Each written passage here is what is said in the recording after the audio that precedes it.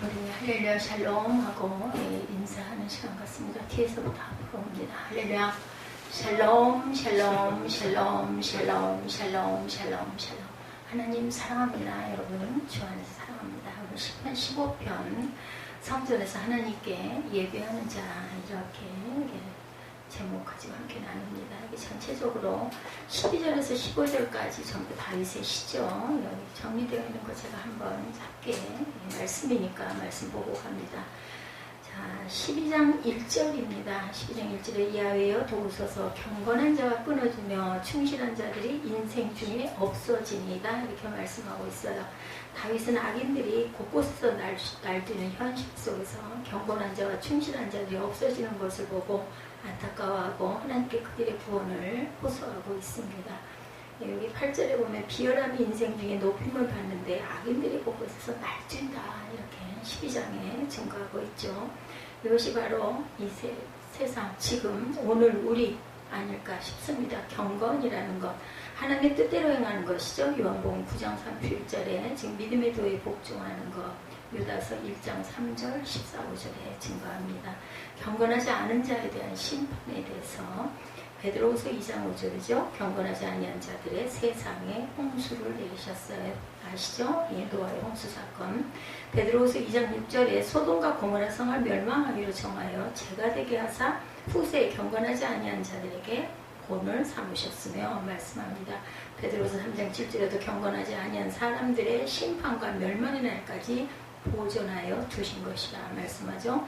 유다서 1장 14, 5절에 이는 무사람을 심판하사 모든 경건한 자는 일과 또 경건하지 않은 죄인들의 주를 거슬러 한 모든 완악한 말로 말미암아 그들을 정죄하게 하려 하심이라고 말씀하네요.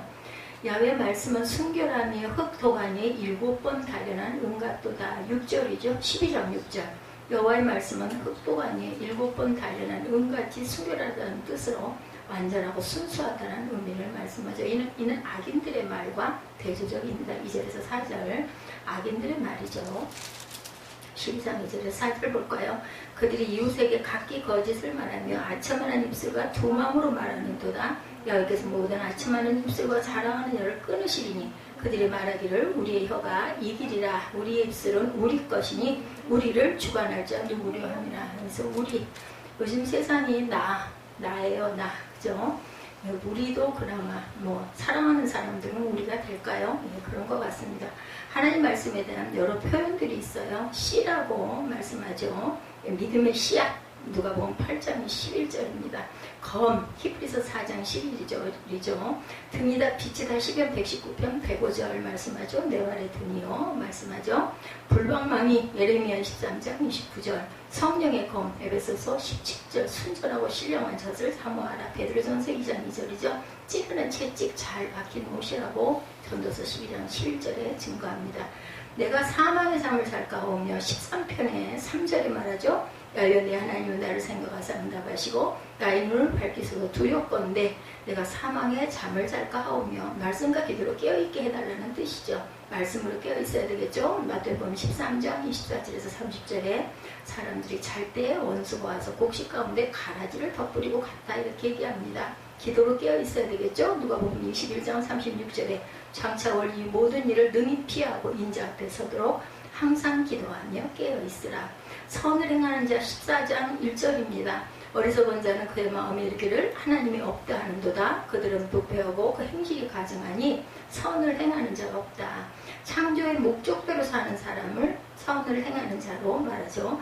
에베소서 2장 10절에 선한 일을 위하여 지으심을 받은 자라고 표현합니다. 기도서 2장 14절에도 선한 일을 열심히 하는 자기 백성, 친백성이다 이렇게 말하죠. 오늘 본문이죠. 15장 1절입니다. 주의 장막에 머무를 자가 누굽니까? 주의 뜰에 거하며 주의 집에 사는 자들은 복이 있나이다 말씀하죠. 누가 주의 장막에 머무를 자들인가요? 여러분들 정직하게 행하는 자 오늘 본문 2절에 그리고 공의를 실천하는 자 2절이죠. 정직하게 행하며 공의를 실천하며 그의 마음에 진실을 말한다. 마음의 진실을 말하는 자 진실을 말한다고 말하죠. 2절에 정직, 공의 그리고 진실 이렇게 말합니다. 그리고 남의 허물하지 않는 자 3절에 나오죠. 그의 혀로 남을 허물하지 아니하고 그 이웃에게 악을 행하지 아니하며 그 이웃을 비방하지 않는다. 그리고 이웃에게 악을 행하지 않고 이웃을 비방하지 않는 자 3절에 말씀하셨었죠. 망령된 자를 멸시하는 자 4절입니다. 그의 눈은 망령된 자를 멸시하며 야훼를 두려워하는 자들을 존대하며 그의 마음이 서운한 것을 해로울지라도 변하지 않는다 말씀하죠. 여호와를 두려워하는 자들은 존대하는 자, 또한 서운한 것은 해로울지라도 변하지 않는 자, 이자를 받으려고 돈을 구워주지 않는 것, 그리고 뇌물을 받고 무죄한 자를 해하지 않는 것. 5절입니다. 이자를 받으려고 돈을 구워주지 아니하며 뇌물을 받고 무죄한 자를 해하지 아니하는 자, 이런 일을 행하는 자는 영원히 흔들리지 않는다. 이런 사람들은 주의 장막에 머무를 자들이라는 거예요. 이렇게 행하는 자들이 영원히 흔들리지 아니하리다. 말씀에 순종하는 자들은 반석 위에 지은 집처럼 요동하지 않는다. 마태복음 7장 24, 5절이죠. 이 말을 듣고 행하는 자는 비가 내리고 창수가 나고 바람이 불어 그 집에 부딪히되 무너지지 아니하나니 이는 주추를 반석 위에 놓은 까닭이요. 누가복음 6장 47, 8절에 내 말을 듣고 행하는 자마다 집을 짓되 깊이 파고 주추를 반석 위에 놓은 사람과 같으니 능히 요동하지 못하게 하미로다. 제가 12편부터 15편까지 짧아서 전체적으로 중요한 부분들 여러분들과 함께 한번 말씀을 나눴습니다. 10편, 15편은 성도들이 예배에 참석하기 위해서 성전에 올라갈 때 부르는 노래입니다. 1절에 보면 성도들이 야훼의 주 정막에 유할 자 누구 오며 주의 성산에 거할 자 누구 오니까 이렇게 노래하면 성전 문지기인 제사장이 5절의 말씀처럼 이런 일을 행하는 자는 영영이 요동치 아니하리이다 라고 축복을 해서 받아서 얘기를 하죠. 이 말씀을 통해서 알 수 있는 것은 우리가 예배를 드리기 위해서 주님 앞에 나올 때 아무 준비 없이 나와서는 안 된다라는 거죠. 누가 야훼 앞에 설 수 있습니까? 어떤 예배를 받으십니까? 누가 주님의 기쁨이 될 수 있습니까? 라는 하나님께 질문을 가지고 나와야 한다는 것입니다. 다시 말해서 참으로 예배자가 되기를 열망하고 성도가 되기를 원하는 마음을 가져야 되고 주님이 받으시는 예배를 드리는 사람이 되기를 소망해야 한다.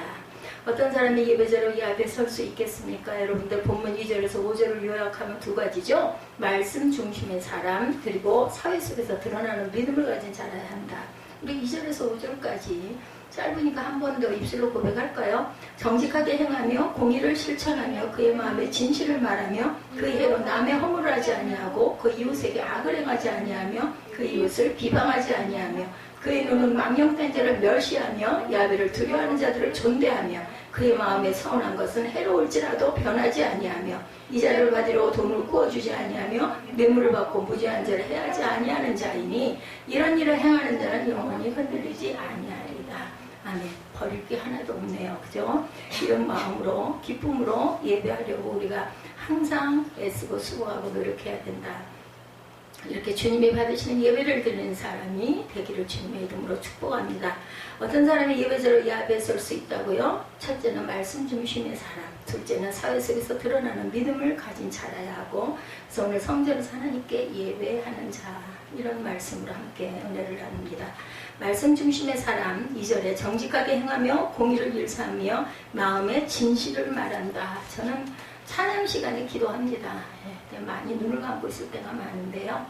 찬양의 가사가 제 마음의 고백처럼 제 마음에 와닿기 때문에 그렇게 합니다. 그러면서 마음의 상처도 마음으로 다스리고 치유하고 마음의 기쁨도 품고 또 깨달지 못한 것들도 더 깨닫게 하시는 주님, 여러분들 찬양 많이 하세요. 찬양 또 함께 할 수 있는 게 찬양이라 제가 지난번에 말씀드렸잖아요. 뭐 말씀 전하는 거 제가 전하다 보니 단에 쓴 사람이 전하다 보니 여러분들은 듣는 입장이니까 가끔은 좀 길 때는 무료할 수도 있고 답답할 수도 있고 하지만 찬양은 입술로 고백을 하다 보면 근데 찬양을 좀 이렇게 음미하시면서 느끼시면서 한번 해보세요. 그냥 그 말씀 곡조만 따라서 가지 마시고 그러다 보면 참 은혜가 정말 이 찬양 가사를 만드신 분들은 성경에 입각해서 마음에 감동이 오신 분들이 쓰셔서 거기다 이제 곡을 붙였기 때문에 정말 은혜고 구약에는 이 시편이 전부 다 그죠?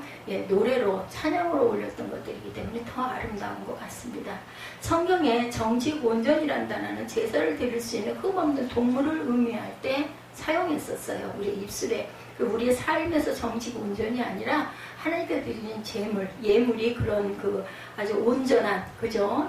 그 아주 그 어리고 어린 양이라고 그러죠? 흠없고, 그리고 첫 태생, 초태생, 그런 아주 좋은 것들로 하나님께 드렸죠. 그래서 아주 온전한 것들. 다시 말해서 하나님 말씀에 비추어 흠없는 동물과 같이 흠없는 재물 같은 사람이 하나님 앞에 예배자로 볼 수가 있다라는 겁니다. 설 수가 있죠.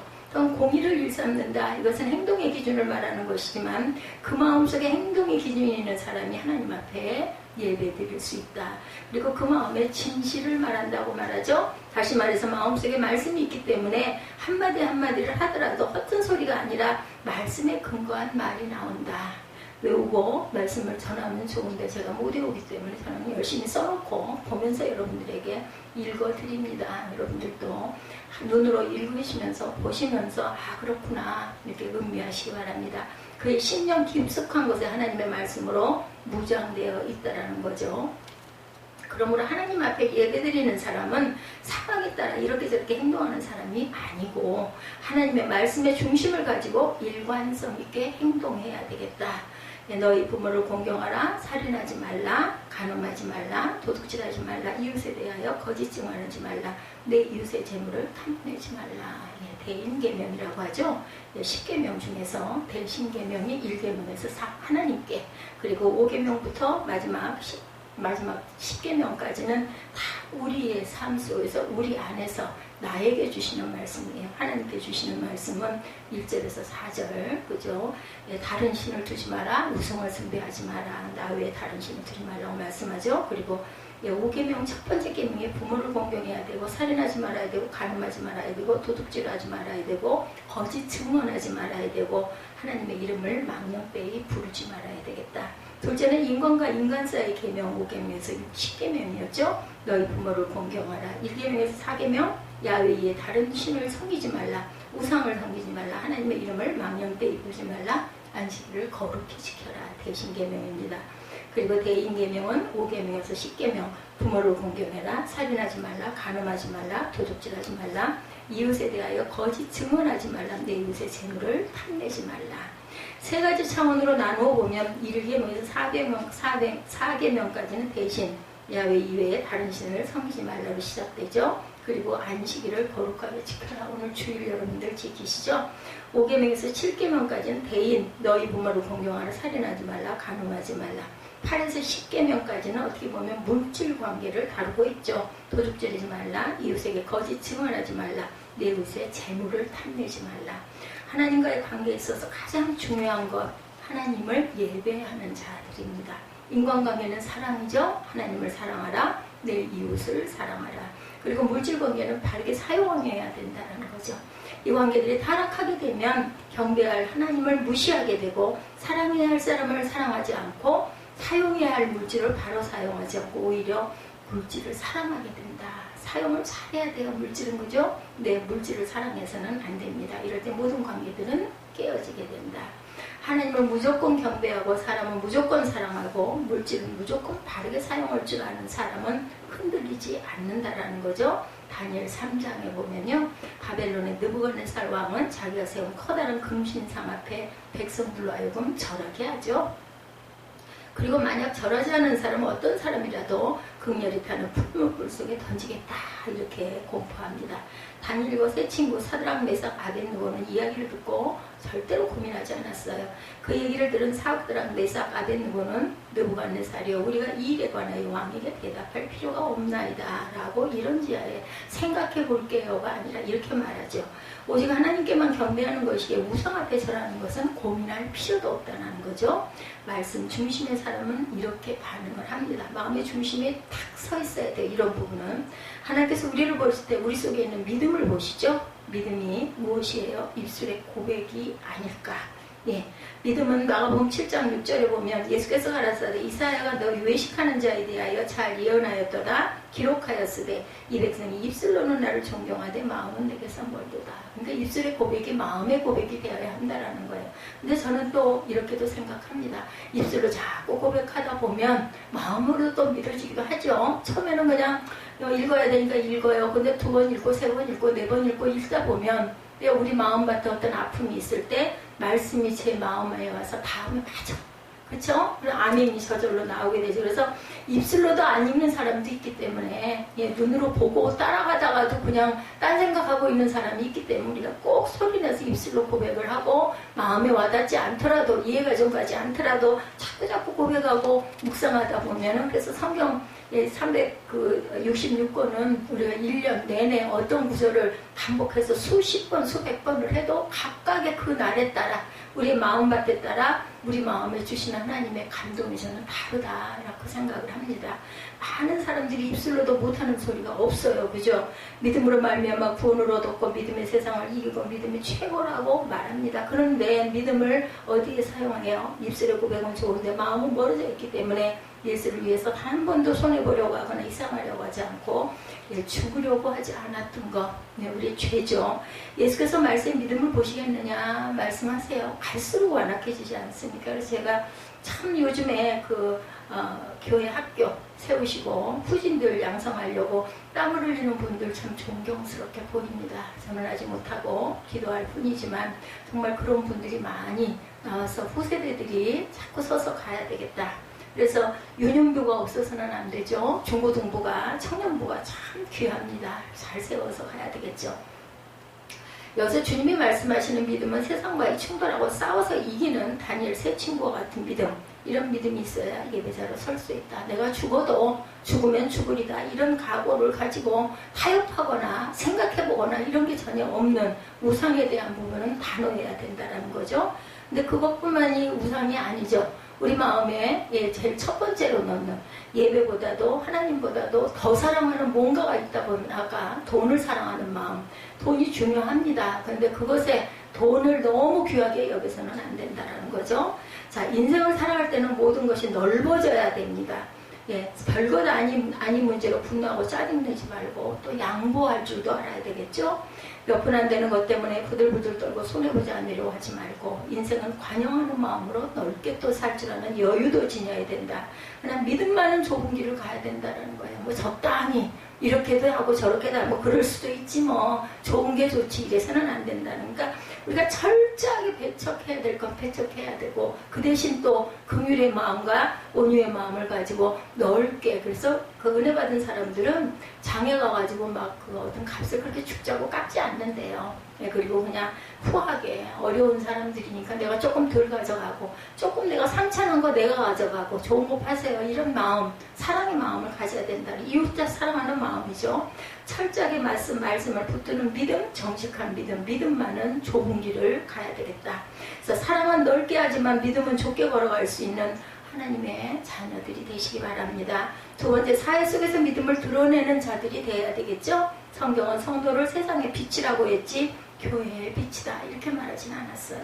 그러므로 믿음은 교회 안에서 드러나는 것이 아니라 사회생활 속에서도 교회 안에서 교제 안에서는 우리가 많은 사람들이 모일 때는 그 안에서도 믿음이 드러나고 빛이 증거되고 전해지면 제가 어저께 수영장에서 나오는데 두 분이 엘리베이터 쪽으로 오길래 제가 그걸 붙들고 누르고 있다가 그분들이 타신 다음에 제가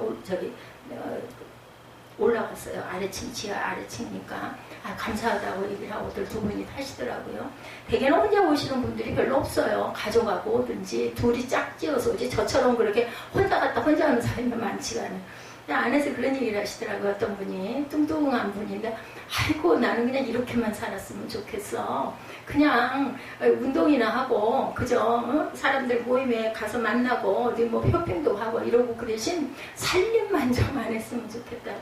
살림하는 게 왜 이렇게 짜증이 나고 난 힘이 들어 죽겠다 그러니까 옆에 계신 분이 하는 소리가 아니 왜 그래 나는 너무너무 하루하루가 기쁜데 그러니까 그러냐고 어떻게 그럴 수가 있냐 그랬더니 그래서 자신이 스스로를 잘 컨트롤하고 다스려야 된다고 나는 사는 게 너무너무 매일매일 즐겁고 너무나 신난다 그러니까 막 옆에 있는 분이 막 감탄을 하시는 걸 들으면서 저는 속으로 웃으면서 저거 살림하는 게 너무나 싫다는 양반은 그동안 너무 수고를 너무 많이 하셔서 쉬고 싶은 마음이 드시는 게다. 그리고 또 저분은 생활이 너무너무 즐겁다고 그러니 저분 아마 은혜를 받으신 분이 아닐까 마음속으로 그런 생각을 하면서 귀를 듣는 거 즐거워요. 저는 누구하고 얘기할 사람이 없기 때문에 밖에 나가면은 수영할 때는 하나님과 대화하고 얘기하고 그리고 세죠. 요즘에는 한 50바퀴 정도를 돕니다. 그전에는 30바퀴 도는 게 1시간, 50분 정도 걸렸는데 요즘에는 한 50바퀴를 돌아도 1시간 한 5분 정도, 10분 사이에서 끝이 나요.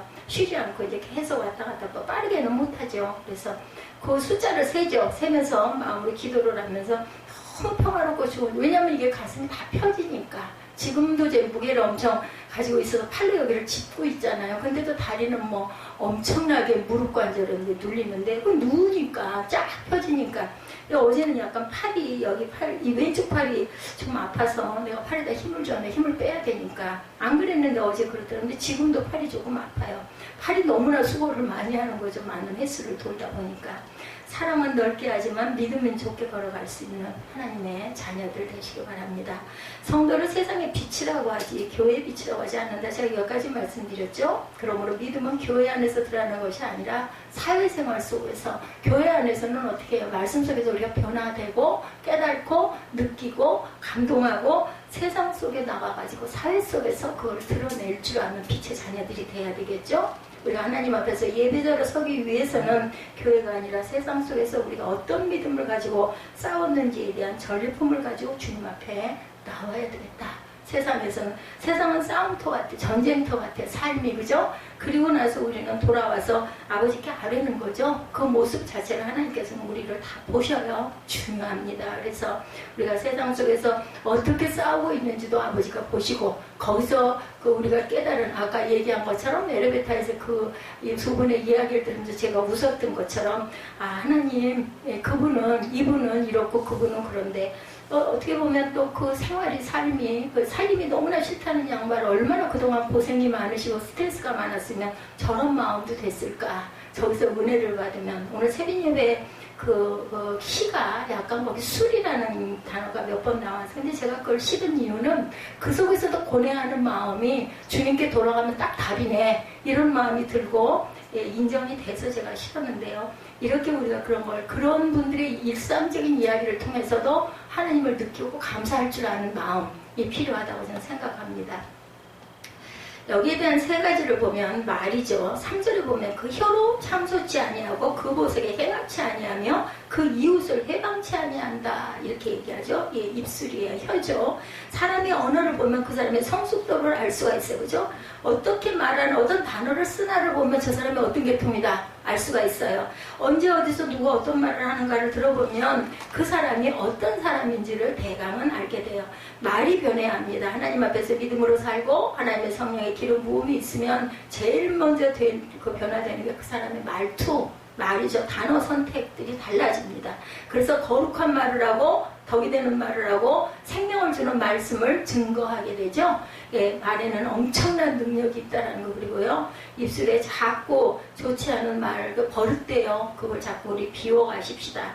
이거 속상하고 막 원통하고 원한이지면은 강한 말이 많이 나오죠. 근데 그걸 내가 의식적으로 자꾸 비우고 버리려고 하다 보면 입으로 튀어나오는 건 안 돼요. 마음속으로 생각이 들다가도. 근데 자꾸 입술로 하다 보면 점점 더 센 소리가 나오니까 이것도 우리가 훈련을 해야 되겠다는 생각을 제가 했어요. 하나님께서는 이 세상을 말씀으로 창조하셨죠. 그러므로 하나님의 형상으로 지음받은 하나님의 자녀들에게도 역시 말의 능력이 있어야 되겠다. 말의 능력 가운데 가장 큰 능력 뭐예요? 기도예요. 기도에는 통성기도와 침묵기도가 있습니다. 장단점이 있죠? 통성기도는 집중할 수가 있어요. 근데 침묵기도는 침묵하고 묵상한다고 하다 보면 딴 생각하게 되고 아니면 좀 졸게 되고 피곤할 때는 이런 장단점이 있어요. 근데 부르짖어 기도하는 것도 필요합니다. 장소에 따라서 다르긴 하지만 우리가 하나님 앞에 내 입술을 열어 말로 기도를 드림으로 말미암아 하나님의 창조 사역에 동참하고 기도로 세상을 같이 움직이고 있는 것, 대단한 일이에요. 이런 부분들. 그래서 특히나 대표 기도할 때 주님 앞에 부르짖어 대표로 기도하는 거예요. 그럴 때 우리가 정말 마음에 정말 우러나는 그런 기도를, 이것도 훈련이에요. 아무리 믿음 생활을 오래 하신 분도 앞에서 대표 기도를 잘 하시는 분, 그거 못 하시는 분들은 아예 못 하세요. 그렇기 때문에 이것도 훈련이 필요하죠. 한 걸음 나아가 우리가 생명의 말씀을 우리 입술로 증거하면 어떤 일이 생겨요? 마귀의 종되었던 사람이 하나님의 자녀로 변화가 됩니다. 아까 말씀드렸죠? 마음에 그 마음이 돼야지. 입술로만 해서 소용이 없지만 때로는 거꾸로 입술로라도 자꾸 하다 보면 마음으로 아멘 하게 되는 때가 반드시 온다라는 거. 그리고 또 내가 어떤 어려운 일이 있을 때 입술로 고백하다 보면 그 말씀에서 위로가 될 때가, 위로를 받을 때가 있습니다. 환난은 인내는 연단을 통해서 하나님께서 우리를 소원의 항구로 인도하신다. 내가 정말 어려운 가운데 있어. 근데 이게 가다 보면 하나님이 나에게 또한 편안한 항구도 주시겠지. 이런 그 위로를 받게 된다는 거죠. 그리고 입술로 고백하는 게 내 귀를 통해서 전 마음으로 들어가더라고요. 이렇게 혼자 예배거나 영상을 찍거나 할 때도 입술로 막 고백을 하다 보면 막 마음이 따뜻해지고 마음에 열정이 오고 눈물이 막 나오고, 이 은혜입니다. 하나님의 성령으로 변화하는 사람, 제일 먼저 변화하는 것은 말을 사용해서 사람을 살리는 자가 된다는 거. 위로하게 되고, 그죠? 권면하게 되고, 또한 그 사람을 이렇게 긍휼히 여기는 마음으로 온화한 말로 그 사람을 위로하는 위로자들이 된다는 거죠. 바나바가 위로의 아들이죠. 바나바, 오늘 1부 예배 때 바나바 바울의 이야기를 제가 했기 때문에 생각이 납니다. 동시에 말을 엄청난 파괴력이 있죠. 죽이기도 하고 살리기도 하고 불태우기도 한다. 야고보서 3장 6절에 보면 혀는 곧 불이요 불의 세계다, 이렇게 얘기하고 있어요. 혀는 우리 지체 중에서 온몸을 더럽히고 삶의 바퀴를 불사르나니 그 사르는 것이 지옥불에서 난다. 아주 무서운 말씀을 하고 있습니다. 그리고 악한 말은 엄청난 전염성을 가지고 있어요. 민수기 13장에 보면 이스라엘 백성들이 10없는 명의 정탐꾼을 보내죠. 12명의 정탐꾼. 근데 그 중에 10명의 정탐꾼, 우리는 메뚜기가 또다, 우리는 다 망했다, 그 사람들은 안압자손들이고 너무나 거인들이다 얘기하죠. 부정적인 말을 막 합니다. 자학적인 말을, 우리는 메뚜기 같다. 여호수아와 갈렙은 창조적인 말을 했죠. 그들은 우리 밥이다, 그 얘기를 합니다. 백성들이 10명의 정탐꾼과 2명의 정탐꾼이 누구의 말을 들었어요? 10명의 정탐꾼만.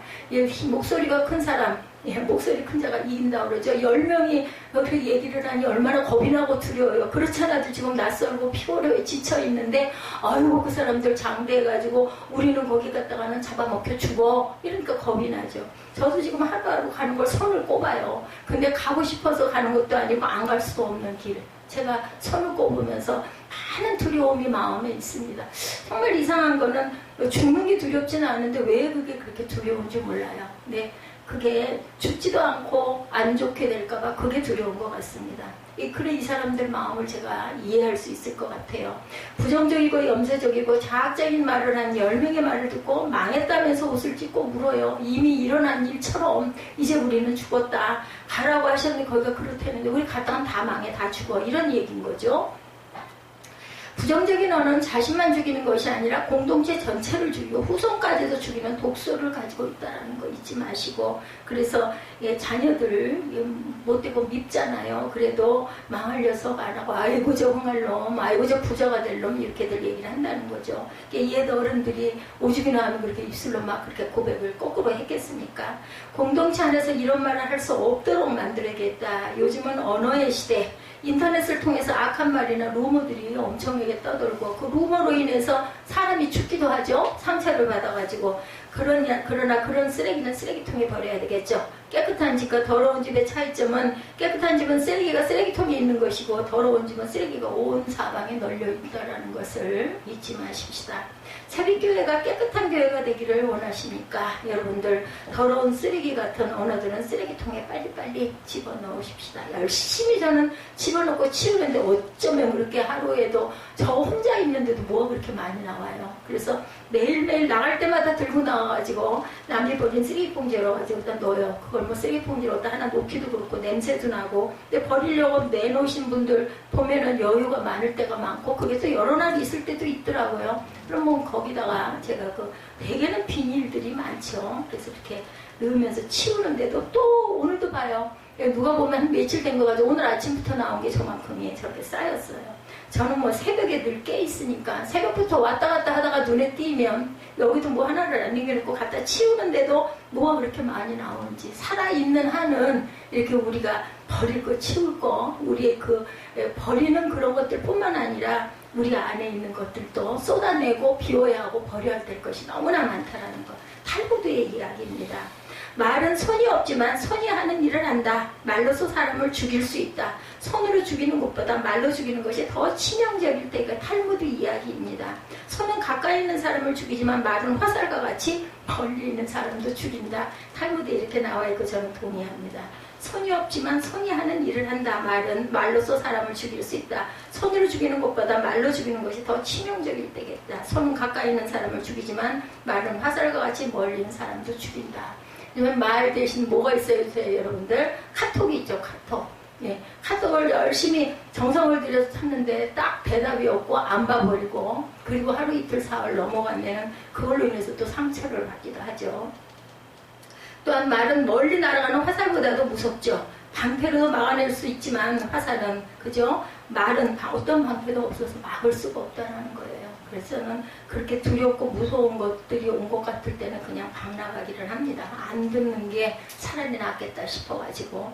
말의 파괴력은 이렇게 무섭다라는 거. 그러면 우리가 하나님 앞에서 어떤 모습이 되어야 합니까? 성령의 기름 부음으로 언어가 변화되어야 되겠습니다. 에베소서 4장 29절에 30절이죠. 무릇 더러운 말은 너희 입 밖에도 내지 말고 오직 덕을 세우는 데 소용되는 대로 선한 말을 하여 듣는 자들에게 은혜를 끼치게 하라. 하나님의 성령을 근심하게 하지 말라. 그 안에서 너희가 구속의 날까지 인치심을 받았느니라. 인쳐주셨어요. 우리에게 의롭다 칭해 주셨죠. 우리가 의로운 자들은 하나도 없습니다. 덕이 되는 말, 살리는 말. 왜냐하면 하나님의 성령이 근심하신다고 말씀하세요. 그러므로 우리 입술로 살리는 말, 창조적인 말, 긍정적인 말, 생명을 주는 말을 하는 하나님의 거룩한 자녀들이, 빛의 자녀들이 다 되시기 바랍니다. 그리고 대인관계에 대해서 4절에 그 눈은 망령된 자를 멸시하며 야훼를 두려워하는 자를 존대하며 말씀하죠. 참된 믿음, 여러분들 대인관계에서 멸시할 사람은 철저히 멸시하고 존경해야 할 사람은 철저히 존경해야 되겠죠. 시편 12편 8절입니다. 비루함이 인생 중에 높아지는 때 악인이 처처히 횡행하는도다. 이렇게 말씀하고 있어요. 비루함, 더러운 것들이 인생에서 높아질 때 악인이 처처해서 살아 일어난다라는 거죠. 예, 예를 들어서 교회 안에서 믿음을 저버리고 부정적인 방법으로 돈을 벌어서 출세한 사람이 있다고 보면 그런 사람을 존경해야 할까요? 멸시해야 될까요? 근데 또 멸시하겠습니까? 돈 있으면 힘이 있는데. 근데 이런 거 우리가 잘 분별할 줄 알아야 되겠다. 자, 오늘날의 교회, 세상의 방법, 더러운 오물과 잡다한 방법을 가지고도 출세하고 부자만 되면 성공했다라고 얘기해요. 보통들. 그렇기 때문에 악인이 처처히 횡행한다라고 표현하고 있습니다. 우리가 주목해야 할 것은 멸시할 사람은 철저히 멸시해야 됐다. 이것이 바로 우리의 믿음이 돼야 되겠죠. 진정한 교회는 예수 그리스도를 알지 못하는 불신자들을 향해서 복음을 들고 나아갈 줄 알아야 합니다. 교회 안에 있어서 소용없어요. 교회 밖에서 세상으로 나가죠. 예, 파송을 합니다. 예수님도 12제자를 파송을 했고 70인들도 파송을 했고, 그래서 우리가 은혜 받고 훈련 받고 나면 세상으로 나가야 되고, 각자가 있는 곳에서 뭐 선교사로 나가고 뭐 어디 해외로 나가고 이거 아니에요. 내가 있는 터전에서 우리가 그리스도인 크리스찬을 드러낼 줄 알아요. 뭘로? 말로, 입술로, 행동으로. 이런 믿음들이 돼야 되겠다. 하루 종일 증거해서 한 명을 건진다 할지라도 한 명의 영혼을 귀중하게 여기는 그것이 교회의 영광이라는 거죠. 그런 교회들을 우리가 존경하고 기도해야 되죠. 중보해야 합니다. 멸시할 것은 철저히 멸시하고 존경할 것은 존경해야 변화가 옵니다. 재정 문제 4절에 그 마음에 서운한 것은 해로울지라도 변치 아니하며 별로 배금치 아니하며 뇌물을 받고 무죄한 자를 해치 아니하는 자니 이런 일을 행하는 자는 영영이 요동치 않는다. 세 가지 이야기가 나오죠. 서운한 것은 해로울지라도 지킨다. 돈놀이를 하지 않는다. 뇌물을 주고 받지 않는다. 예, 정치라는 것은 인간성을 상하게 하는 것 같아요. 그런데 성경에 보면 다윗은 정치를 무려 40년을 했는데도 불구하고 기쁨과 감격이 죽을 때까지 그치지 않았어요. 역대상 22장 9절에 보면요, 백성이 자기의 즐거이 드림으로 기뻐하였으니 곧 저희가 성심으로 야훼께 즐거이 드려니며 다윗 왕도 기쁨을 이기지 못하여 하니라 라고 증거하고 있어요. 다윗이 죽을 때가 되었을 때 기뻐서 덩실덩실 춤을 추었어요. 그 이유는 하나님 앞에 자기가 가지고 있는 모든 물질을 드리는 장면이기 때문이었습니다. 물질을 가지고 하나님 앞에서 정말 기쁨과 감격이 있기 위해서는 마지막에는 드림이 반드시 있어야 되겠다. 드림이 없이는 기쁨을 누릴 수가 없습니다. 우리 누군가에게 뭔가를 내 정성을 다해서 해주었을 때 어때요? 마음이 기쁘죠? 받을 때보다 더 기쁠 때가 있습니다. 이것처럼 축적하고 있으면 반드시 썩게 된다는 거. 고인물은 썩죠. 예, 그리고 하나님께서 우리에게 주신 것을 가지고 드림이 없으면 나중에는 반드시 무너질 때가 있다는 걸 잊지 마십시다. 하나님께서 우리에게 주신 축복을 가지고 또 다른 사람을 섬기는 데 사용할 줄 알아야 되겠다. 디모데후서 4장 6절에 바울은 고백하기를 내가 관주와 같이 부음이 되고 이렇게 말하고 있습니다. 바울의 심령 가운데 그리스도의 제단이 있었어요. 그 제단에 자기의 모든 것, 학식, 젊음, 물질, 열정, 기백을 다 쏟아붓죠. 그래서 그 인생이 아름다운 인생이 된 거죠. 그래서 그 많은 교회가 초대교회들이 세워지게 됩니다. 저와 여러분 삶 속에 항상 그리스도인의 제단을 가지고 우리의 모든 것을 쏟아 부을 수 있는 믿음의 자녀들이 다 되시기 바랍니다. 우리가 하나님 앞에 예배자로 나갈 때 어떤 모습으로 나아가라고요? 두 가지죠. 세상과 타협하지 아니하고 말씀에 순종하는 믿음을 가지고 나아가야 하고, 말과 대인관계와 물질관계에 있어서 철저하게 믿음을 보일 줄 아는 것, 이런 모습으로 자랑스럽게 하나님 앞에 설 수 있는 신실한 성도들이 되시기를 다 주님의 이름으로 축복합니다. 오늘 시편 15편, 거기에 더불어 12편에서 15편 전체의 중요한 구절들 제가 함께 나누어 봤습니다. 우리 결단하시고 축도로 예배를 마치도록 하겠습니다.